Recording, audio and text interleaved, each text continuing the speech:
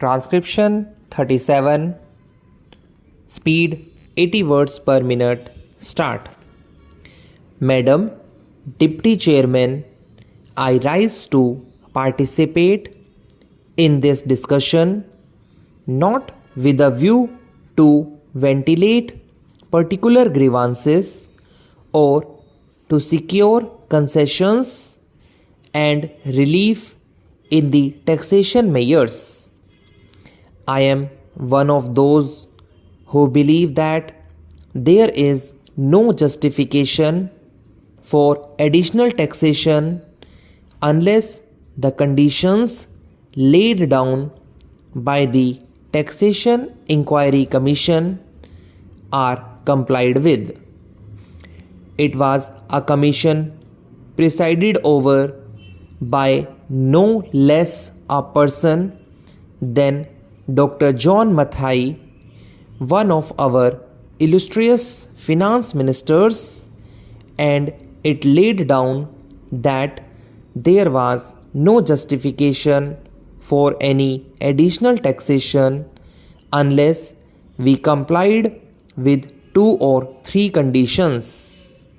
One condition was that whatever tax was realized was being properly spent, that there was no wastage or superfluous expenditure being incurred. The Commission had pointed out that out of every rupee that was being raised by the government, 60 paise were being spent on administration and about 20 paise were being spent on social services including education etc., and the balance for other things. Another was that whatever tax was being imposed should be released before we brought out measures for fresh taxation. They also had suggested that there was sufficient room for economy in all the ministries and departments, and effective steps should be taken forthwith to enforce the maximum possible economy in government expenditure. Now we have before us this audit report for 1961-62, which was presented to the Lok Sabha on the 6th June and which came to my hands last night, and I have not been able to study it. I find that during the last 5 years we have imposed additional taxation, and at the same time our revenue expenditure has gone up by about rupees 42 crores. So on the one hand we say that we are raising this money, these taxes, for the implementation of the plan, and for that reason every chief minister and ministers go about saying that we want money for the implementation of the plan. But what are the facts? We find that the money that has been raised is being used for administrative purposes. So it is not correct to say that. On the other hand, it is not proper because you must know that no plan, however well balanced and well thought out it may be, can be implemented in a democratic setup unless you can enthuse the people.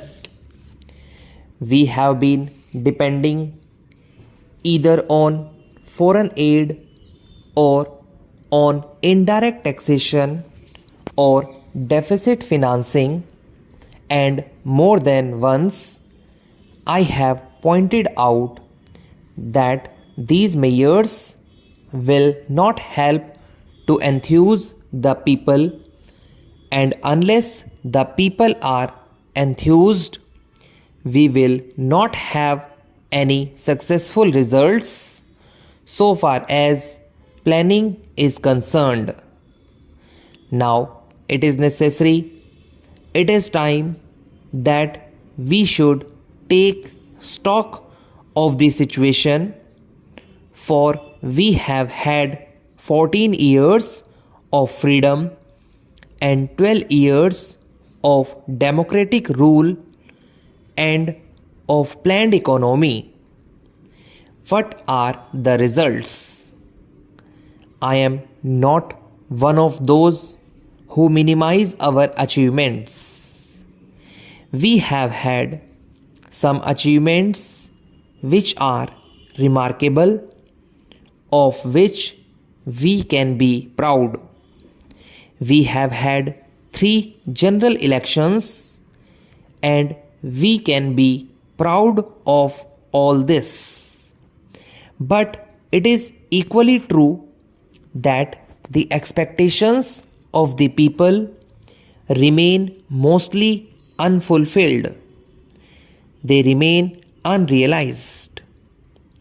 What are the expectations of the people?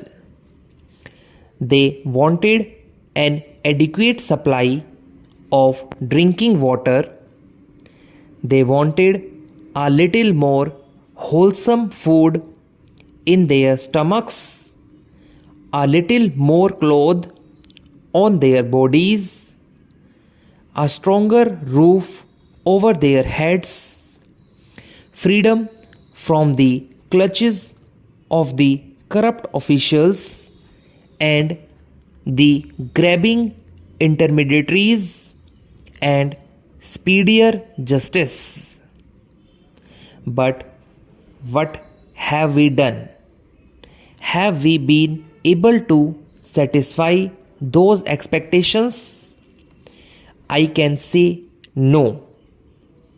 Even in the third 5-year plan, we find that all the villages have not been provided with adequate supply of drinking water. And as for food, only the other day the finance minister himself admitted in the other house that there was adulteration of foodstuffs all round. Not only that, a former health minister admitted in this house that it was difficult to get any article of food unadulterated.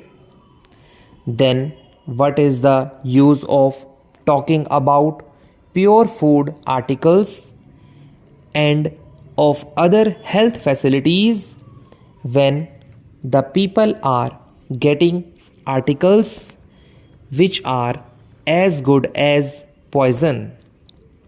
They are injurious to health.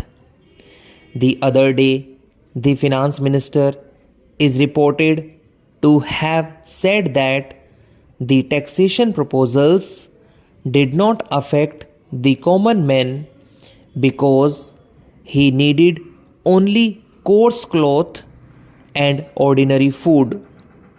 During the last 5 years, we have raised rupees 424 crores more, including the taxation measures. This year, the increase in revenue will be about 75%.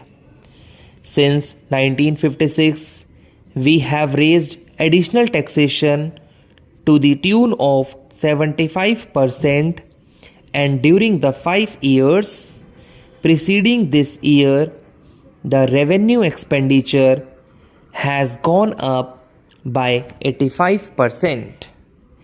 I would like to know how much of this amount has gone towards developmental expenditure and towards social services.